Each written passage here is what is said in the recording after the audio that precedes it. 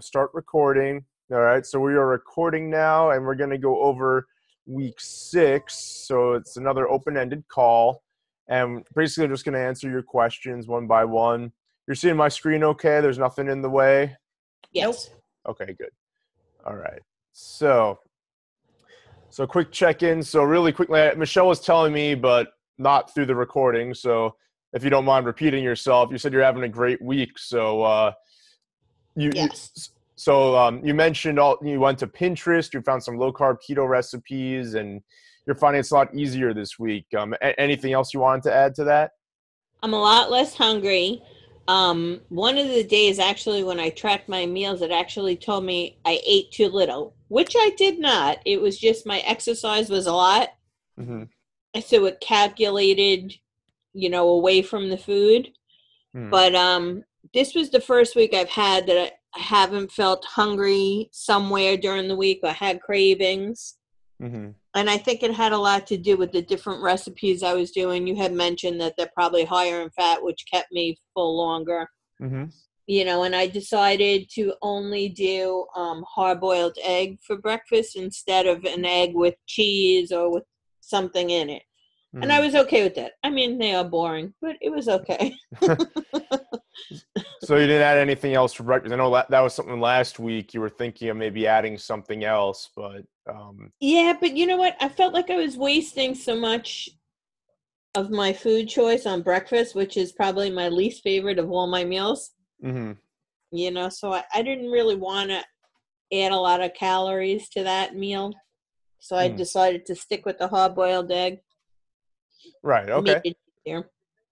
Yeah. I mean, if that's working for you, and I mean, as long as you can tolerate it, as long as you're not sick of it to the point where you can't even imagine eating an egg again, I think you're probably in a much better spot. So good. Anything else you wanted to add in, or that's pretty much No, it? that's it. Okay, cool. And Lisa, how's your week going so far? This is probably not my best. Mm-hmm. I haven't been eating like off track or anything, but I think the stress has gotten to me. I haven't worked out as much as I really would like to have. And I think what happened, when I come home, I'm just exhausted. It's just been crazy between losing the electric last week, report cards to do, conferences, just a lot of stuff going on at work. So I come home and I'm just like, I'm done. And I don't even want to eat dinner. Like I had a Quest bar for dinner, and I typically won't do that. I'm usually good, but I wasn't off with the nutrition. I was more off with the fitness. Right. Yeah, and that's going to happen sometimes. But if you remember, like the little triangle I made, like the 3 tiers, fitness is definitely at the top, and that means that it's important for health. It's the least important. So if you're staying on track with your nutrition, then it's not the end of the world if you have a less active week this week than you normally do. And I'm sure once things kind of die down again from work and you're getting reacclimated, I think that you'll be fine on the fitness side. I hope so. Yeah. I love working out. That's not it. I think it was just stress got the best of me. Mm-hmm. Yeah, it happens to us. Yeah, and I know like this weekend I'm going to be helping my brother move, but I'm not going to be doing a lot either myself. So, it's fine. If your nutrition's on track, it's not like you completely punted the week. You're doing the right things. Just try and add some more fitness in once you're done with all the extra stuff you had to do this week. Will do. All right. Keep me to it, Michelle. All right, so let's get to your questions. So you guys asked most of the questions, which is good. So we'll get to yours first. So Michelle asked the first. So I answered this in today's message. So if you saw the email or any of the posts, then we went into this. But you're seeing changes in most of your body, but you feel like your stomach is holding on to fat, not changing as much. So why is that? So there's 2 reasons. So one, it could just be genetic. Some of us hold fat in different places more than others. And I was mentioning to Michelle off air, she was mentioning how funny the message was because in high school, I'm not sure if you saw it, Lisa, but they called me like Beyonce in winter track and on the baseball team and stuff. And yeah, I mean, just the people in my family have gigantic asses. There's nothing we can do about it. So I couple that with some extra fat, and then obviously it doesn't go over very well. So sometimes that has something to do with it, but also there could be a possible hormone imbalance. So it's at this point, I think it's hard to tell which of the two is most likely. So on my personal journey, I just ate right and I exercised regularly. And as my eating got better and as I kept challenging myself on the fitness side, my body composition continued to change. And I was also telling Michelle right before you came on, before we started, that I started seeing abs before my love handles and my thighs got smaller. So that's a very distinct possibility for you guys as well, or for anybody really looking to lose weight. So I would just preach patience more than anything. So like I said, with genetics, we all have different bone structures and propensities for muscle in different spots. So my butt's not going anywhere. It doesn't matter what I do. You can change the composition of it, but sometimes there are just going to be areas that are larger or protrude more on our bodies than would be considered normal. And also, there's 4 types of hormone imbalances. So this is something I didn't include in today's message. So it might be helpful if you find that, you've lost, 30, 40, 50 pounds, whatever it is, and you're still having a problem area that's not really reducing at the same rate as the rest of your body. So there's 4 types of hormone imbalances. There's adrenal, there's liver, there's ovaries, so obviously that's only for females, and thyroid. So depending on which one of these hormone imbalances is occurring could determine where you're storing your excess fat.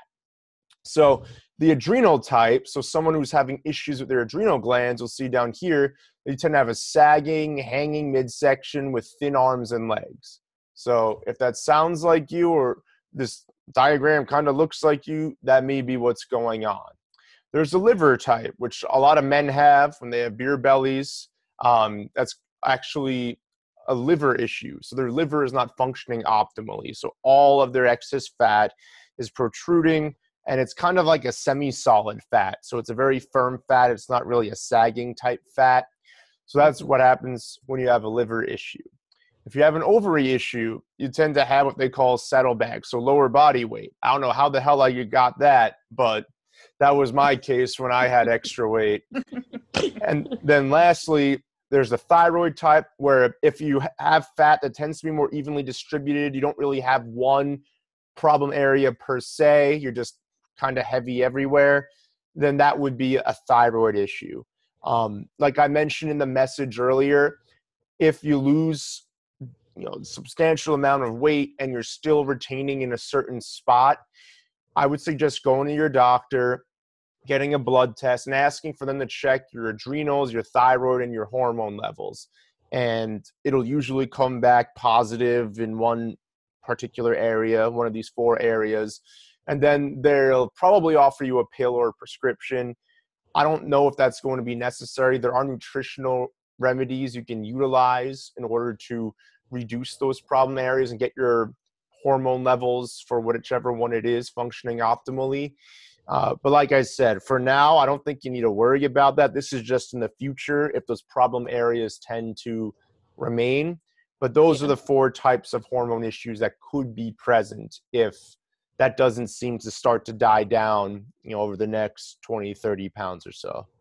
Okay. All right. Any other questions about that in terms of the problem areas or anything like that? Well, I think that's all connected to menopause too, though. It could be, yeah. And yeah, that's hormonal right there. Yeah, and obviously that throws some things out of whack. So that's also a possibility as well. But yeah, it's always good to get checked. So in the event that doesn't, in your case, if the belly fat doesn't start to kind of go in like the rest of your body is changing, just get checked out. See if your doctor thinks it might be related to menopause. If it's not, let's say you have a different type of body type that's not related, because usually menopause would be the ovary type, and that's not really what you're complaining about. So in that case, that might indicate that something else is kind of awry. So you might want to, get that tested if that continues to remain in time. Okay. All right, cool. So like I said, there's different fixes, either medicinal or nutritional. I'd always go nutritional first. You don't want to pop a pill and become dependent on something if you don't have to. If that's really the only way, not just to obviously lose the weight or the fat in that area, but to get your hormones back in check, then fine. But there usually are nutritional remedies, the inclusion of some things. Like I know for the liver, for example, I don't know this as well as I know just the kind of nutrition that I teach you guys, but I do know like they would recommend incorporating more legumes and things like that. But there are specific fixes based upon your hormone deficiency. So if that's the case, you can definitely go to a nutritional specialist. They'd be able to put you on a diet that would help out with that. Okay, great. Cool.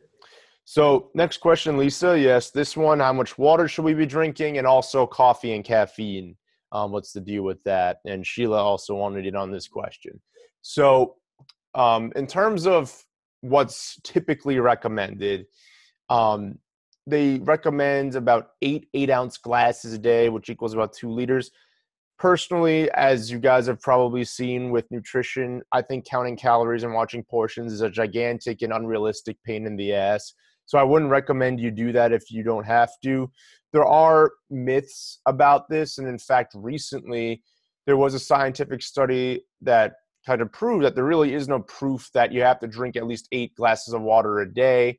So basically, I go by, as crude as it sounds, a piss test. If it's clear, you're good. If it's dark, it means you need to drink more water.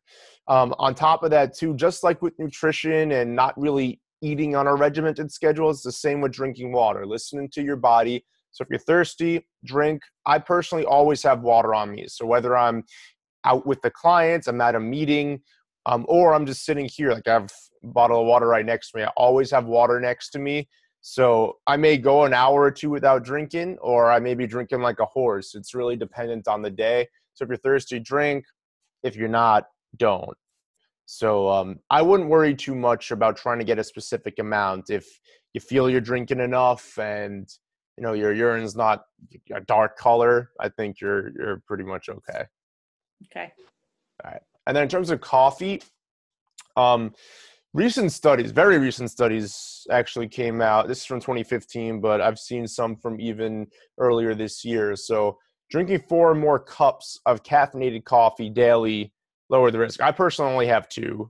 I think that's what they're saying in some of these studies. And I saw that in a lot of different ones too. So this wasn't just where I saw this. This was just, it had a fun little coffee insignia here. But yeah, that's what they're saying. It reduces the risk of colon cancer by up to 52% compared to people who did not drink coffee at all.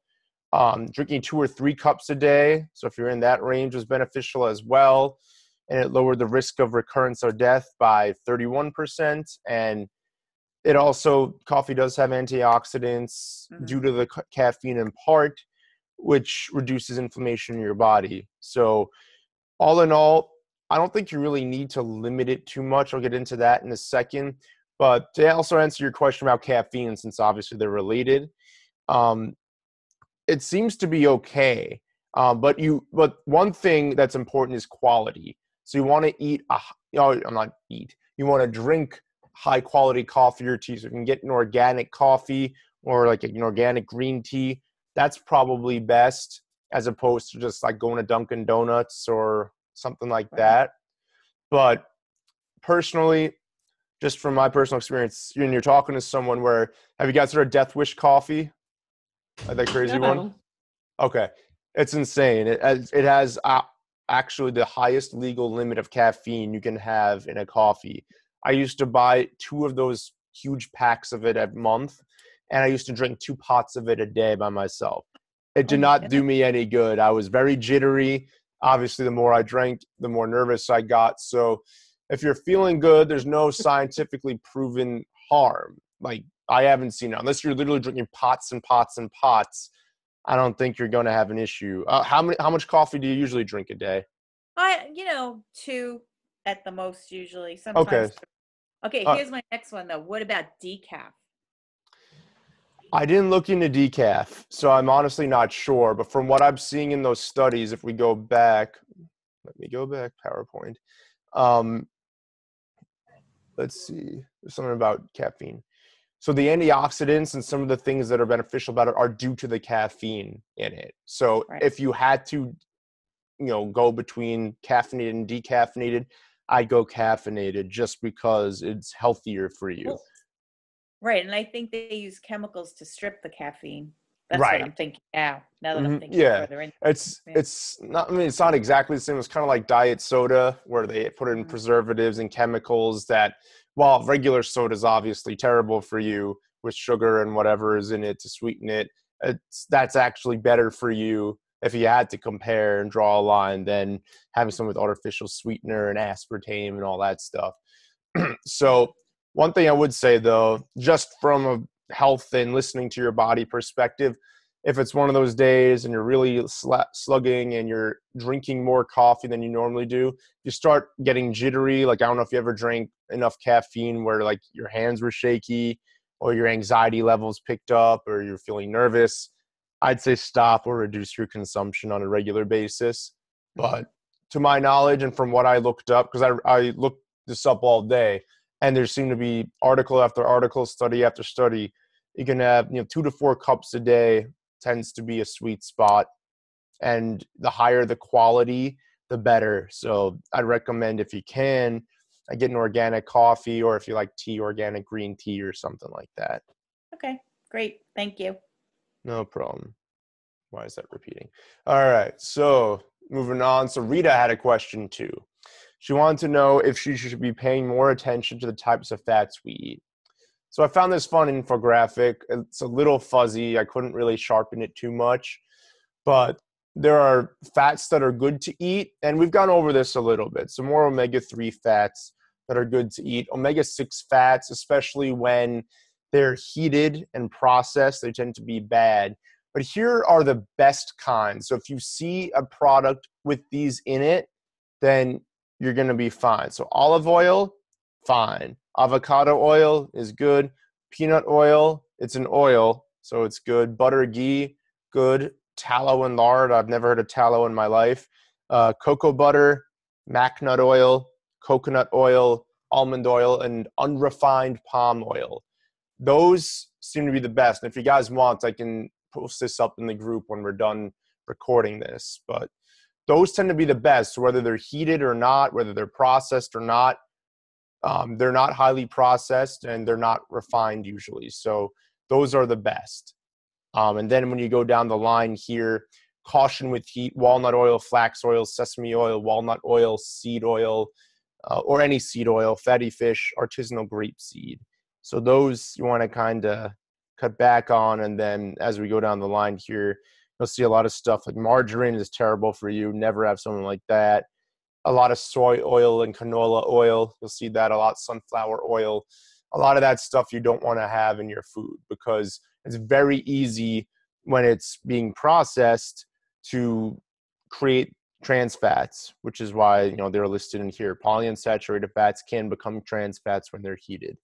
So there's a great list right here. Obviously, there's stuff you guys wouldn't eat: candy bars, chicken nuggets, restaurant fried foods. But I'll post this in the group so you guys have it. But that was a good question by Rita, because sometimes it's hard to tell. You're not sure, if there's something's an omega-3 or omega-6, and you don't exactly want to Google for 10 minutes trying to figure it out.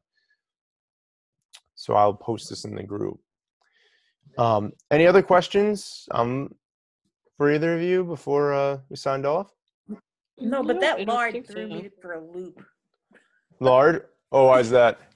Because it's always been that lard is so horrible for you because it's so saturated and everything. Different mindset. Yeah, no, it is. Yeah, it was hard for me too. I mean, I was taught the food pyramid since I was in middle school. Even in college, I had a nutrition class and teach it.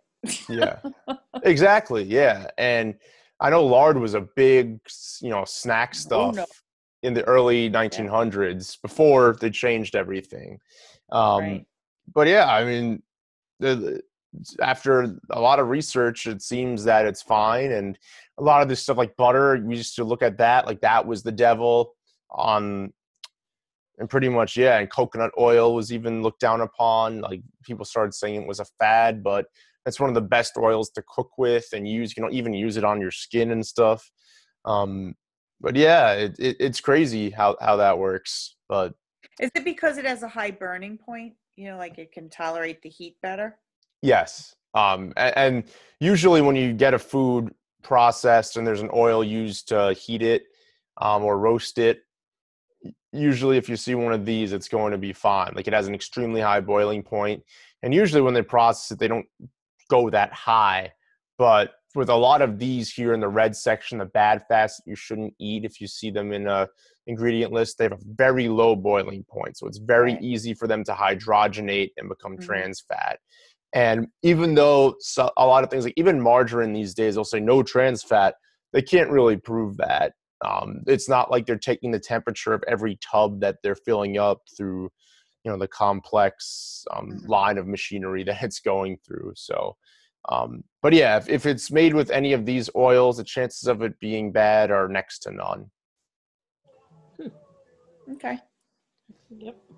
Any other questions about anything? No, but I tried those wraps. Oh, those which ones? Paleo wraps? What do you think? The color threw me off. I didn't expect it to be like gray brown, I guess. But you know what? I had a workshop yesterday, so I'm not a big breakfast person. I always do a shake, but I didn't do it, and I had to get something that was going to hold me until like 1:30, 2 o'clock. So my thought was, oh, I'll do a breakfast wrap. And then I realized I never got eggs after the electric came back on. So I had some bacon and I had avocado and cheese, and I just made a wrap of that, and I was fine the whole day. I mean, it didn't really taste much. I felt like just held it together, like everything. It was like kind of bland. Yeah. I mean, they say for optimal taste, you have to heat it 30 seconds on each side. And I did that. And it was fine. I had another coconut flour one that I had gotten a while ago. And that one had a coconut flavor to it. And I know when I bought this paleo wrap one, it said they got rid of the coconut flavor. And it definitely didn't have a coconut flavor. Oh, okay. So, yeah, it was, you know what? When you need something like that, I thought it was pretty decent. Oh, good. Okay, so that's good. So anybody who sees the recording, if you're looking for a wrap, if you like wraps, you're like making wraps, sounds like that'll work for you just fine. I've never personally tried the paleo wraps. I was never actually a wrap person to begin with, but yeah, you're not the first person to say those are very good. So that's, or not very good, but you know, no, but good. Like when you need to take something on the run, you know what I mean? It's just easier to take a wrap. Right. I'm no, not a absolutely. big person either, but no, yeah, if it works, it works. Yeah. Good. Michelle, any other questions for you? The only other question I had was nothing about this. It's about, you changed one of our meetings to Thursday the 23rd. Yeah, so just about to go over that. Yeah, so that's Thanksgiving, right? No, it was Friday you changed it to, I thought. No, it was it was supposed to be Thursday next week. I don't know if I didn't change it to be the week after. I just changed it for next week, which would be week 7. Oh, okay. I thought it said the 20. You were changing it to the 23rd. I'm like, that's Thanksgiving. Does he realize that? Oh no. We'll do. We'll probably aim for Monday or Tuesday that week, just in case anyone has travel plans or anything like that. But okay. Wait. Yeah. So that would be next week. Is what day? Next week would be tomorrow's the 9th, the 16th. So Thursday. Right. Okay. Yeah, so next week we're going to have to do Thursday the 16th. My softball championship got rained out last night, so they moved it to next Wednesday, and that's the only day. If we don't play then nobody gets anointed the champion. So that would be sad. It would be, yeah. So we really tried to play last night, but as it continued to torrentially downpour, we decided against it, and the league was completely fine with that. So so that's what's going on there. But yeah, we'll definitely do earlier the week of Thanksgiving. We'll aim for Monday or Tuesday, but we'll try to get a grasp on what the group wants to do at that point going forward. Okay. All right, Sounds good. All right, any other questions, or everyone all good? I'm Think we're good. I'm loving this, by the way. Still loving it. Me too. Awesome. Yeah. I'm glad you guys are getting a lot out of it. Yeah, I mean, you guys are doing great. I know Monica, Jessica, a lot of them. Rita's doing well as well. Yeah, you guys are doing great, and we got a couple weeks left, so I'm excited to see, how the program goes for you guys overall once it's all said and done. Me too. Great. All right, guys. Well, Well, thank you, Pete. no problem.